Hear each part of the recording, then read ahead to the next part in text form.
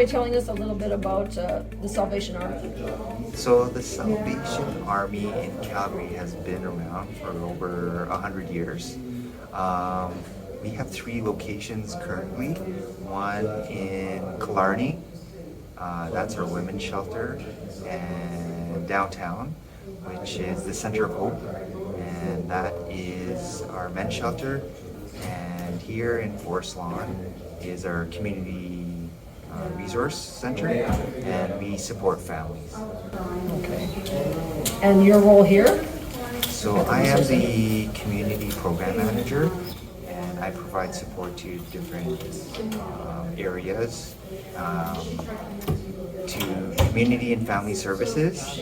I provide support to adult education, youth programs, the rec space, and our street outreach teams. Okay, and so how does the ESL program fit in here? Is this the first time that it's been running since you opened up the organization? So it's the first time that it's been running here at this location. We used to run ESL, the ESL program, in our West location, West Campus, and that was running for probably over 10 years. And then COVID hit, and then moved everything online, and then there's a big organizational change with the leadership, amalgamated a few departments, and then we got transferred over to Forest Lawn. We were waiting for this building to open, so the ESL program began maybe a couple of months ago, starting off with our ESL cafes. Okay, can you tell me a little bit about that? So our ESL cafes is a casual, casual class. They're not really classes.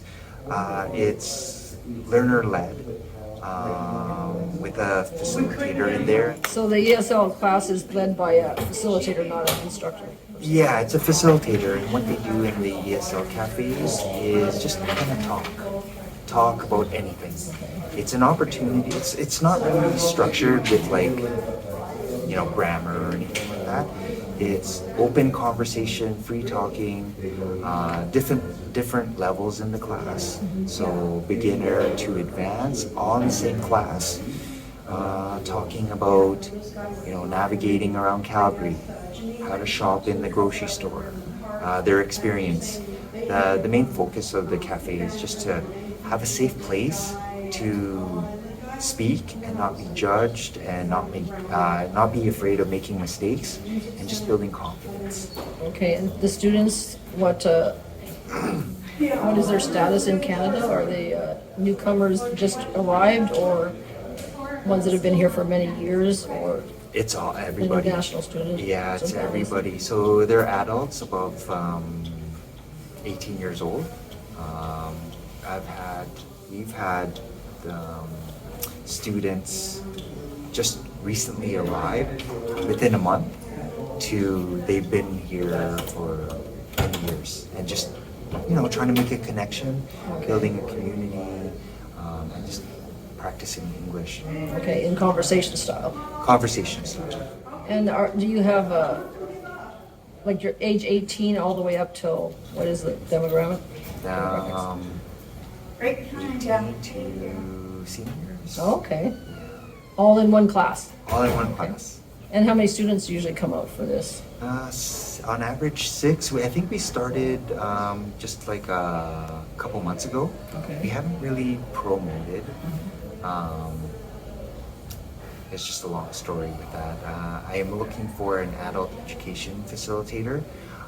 So I've been focused on that, and then once I hire that position, then they can take over the ESL part, and then we can grow the ESL program. Okay, that's Right now, I'm just as I mentioned, I'm overseeing a few departments, so I've just a little bit overextended. Okay. But once I get that adult facilitator, then we can start programming, especially with the ESL program. As soon as we promote, I think we're just going to fill up quickly. Okay, yeah. So right now it's just our regular clients who are accessing our services. Oh, okay, that's where they come from, okay. So we provide emergency food hampers, we do tax clinics, we do infant essentials, we do, right now, we are doing kids programming from 0 to 5. As I mentioned, we just opened up in February, so our clients that are accessing the existing programs right now are our clients attending these ESL cafes, Okay, if that makes sense. because this is not like a neighborhood, it's more like a shopping area, so people come from Forest Lawn or? From Forest Lawn, Greater Forest Lawn area. So you haven't advertised outside of this facility yet? We haven't really advertised too much outside of the facility. And so the teachers and facilitators that you have, is there just one class running or two classes or? So there's 3 classes Oh. running. Okay, We had to open up a 3rd class just to offer a little bit more schedule available to other people. So we have 2 Thursday classes, one at 1 o'clock to 3 o'clock, the other one Thursday 6:30 to 8:30, and the more recent one is Wednesday 6:30 to 8:30. One of our facilitators has been volunteering in our ESL department for 13 years. oh, okay, that's good. So I'm really happy that they've come back, and after a long break Okay. of COVID and waiting for this building to open. So I reached out to them and said, hey, we're starting this up again. Do you want to be involved? And So they came from within your program that you had already? Yeah, that's Okay, right. not outside, okay. And then the second facilitator is one of the relatives, because he mentioned that, hey, this is a great volunteer program that you should be part of. So they came on board, and then we have John, who was just shopping in the area and said, hey, this is a new space. What's in here? And Okay. we said, we have these programs and this program. And they were like, oh, I used to teach ESL way back when. So we put him through the volunteer process, and here he is teaching. Okay. Do your ESL teachers have a background in teaching or training in regular school or ESL training at all, or? They have a little bit, not too much, Okay. not too much. So do you have, like your ESL cafe, do you have a curriculum that you use, or? They bring in their own material. okay. They bring in their own material. It's a cafe. It's very casual. So it's however the flow of the class goes. Okay. It's So a drop-in style, right? it is a drop-in. We prefer registration. Maybe in the future when we get busier, because seats are limited. Okay. But right now we're just accepting Okay. drop-in. So I'm always interested in the dynamics of the students that come to my ESL classes and where they're from. So in which countries do your students usually come from? Like, Right now, it is Middle East and Latin America. oh, okay. Ukraine, Okay. yeah. Okay, and because they come to the facility for other reasons, they're in the lower income? Yeah, that's right. So newcomer and then lower income. Okay. And they are already getting assistance with government help, and then through you're funded by the government, or no? Partially, or? Well, Salvation Army, we have our own funding, and then we have our donors. Okay. Yeah.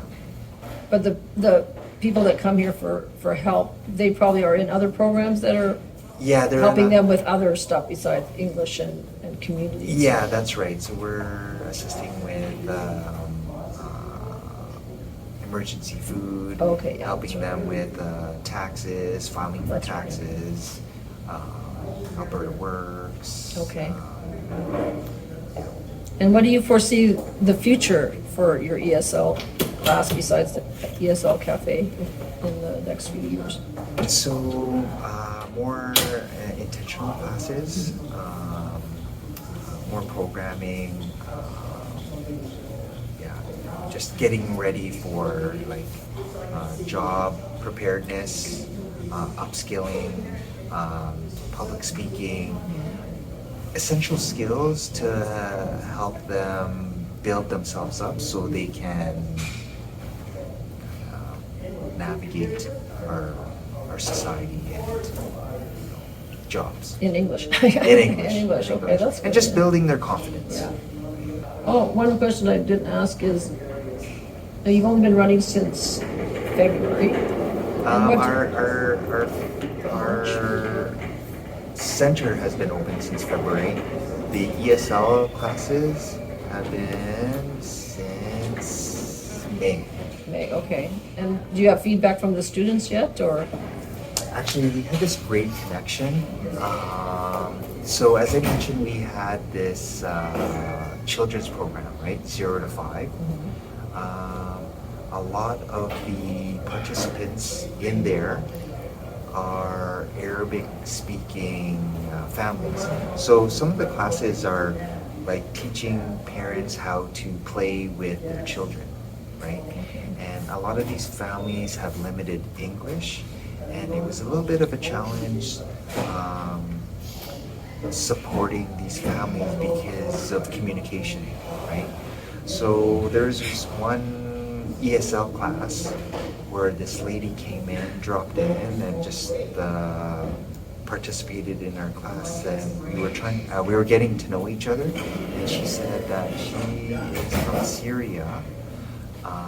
And in Syria, she used to be a kindergarten teacher, and she's taking the ESL classes to improve her English so she can find work. And when she was telling me this, I was thinking, hey, there's an opportunity for you to volunteer in our kids program, and because you speak Arabic, you would be a good asset to the program. So I connected her with the child facilitator, and then they onboarded her with the Salvation Army as a volunteer, and a couple of weeks later she is now a volunteer facilitator for our children's program. Okay, so it's like she's teaching. So she's teaching, plus she's learning English, plus she's volunteering, and she's only been in Canada for a couple of months. Oh, wow. Yeah, so That's awesome. and she's loving it. Okay, She's probably in the ESL class right now. okay. Yeah, Like taking the course here? taking the Okay. course here. Okay, oh, that's cool. And she was here this morning in the kids program, helping our children's program. Okay, that's awesome. And get some Canadian experience, Exactly. or a job, even if it's not a job, volunteer experience. Is there anything else that you'd like to add that I haven't asked? I love the whole ESL industry, and I think I mentioned that I've been part of the ESL program probably for 25 years. I think I started like after university. Somebody told me about teaching English in Korea. Okay. So I left, went to Korea, taught there for 3 years. I loved it so much. Everybody was so nice to me. I had a great experience. And I just happened to move on to Taiwan and started teaching there. So I was teaching there for about 3 years, and then moved to Vancouver. Got a job in financial industry, but really loved teaching English. So I also taught English in Vancouver, and I don't know. I just feel like my calling is to give back, because when I was teaching abroad, everybody was just so nice and helping me, and just making it was very life-changing, right? So I just want to give back. And when people come to Calgary and through teaching English, I just want to show them Calgary and it's when it's difficult if you can't really speak English. It's really tough, right? So why not give back by teaching English so it makes their lives easier. And there's more immigrants coming, according to Yes. the stats, yeah, so Yeah, there's more need there's- for English classes. I've heard a stat that there's like 62,000 new Calgarians the past year. Yeah, I'm not sure, but I know the first quarter of 2024, there was 93% of the growth was from international immigrants. Yeah. So there's more coming. Now, they're not all coming from non-English speaking countries, but I mean, Yeah. a lot of them are, so. Yes. And so are you yourself teaching? I like. Because I know you have a big, I love it so much that I do teach on the side. Okay. Just to keep connected with the ESL and just to continue to give back. So I do teach part-time here and there. okay, that's good. Well, thank you so much for doing this for us. And Yeah, thanks, Jordan. yeah, it's nice to learn about a new facility that's reaching out to new Canadians. So, Yeah, it's been great. do you want me to turn? Well, I just wanted to share because as I mentioned, I was in the financial industry for 15 years. And, you know, after 15 years, it was no longer speaking to my values. So I let that go and I found an opportunity at the Salvation Army. And it's probably added 25 years back to my life. Okay. Just like, By well, not just volunteering, but working with something you love. yeah, working with something I love and just giving back to the community. That's great. I need more ESL volunteers. Okay, and they can contact you? They can contact me. They can Okay. contact the center to get to me. Okay. You can go on our website, salvationarmycalgary.org, Okay.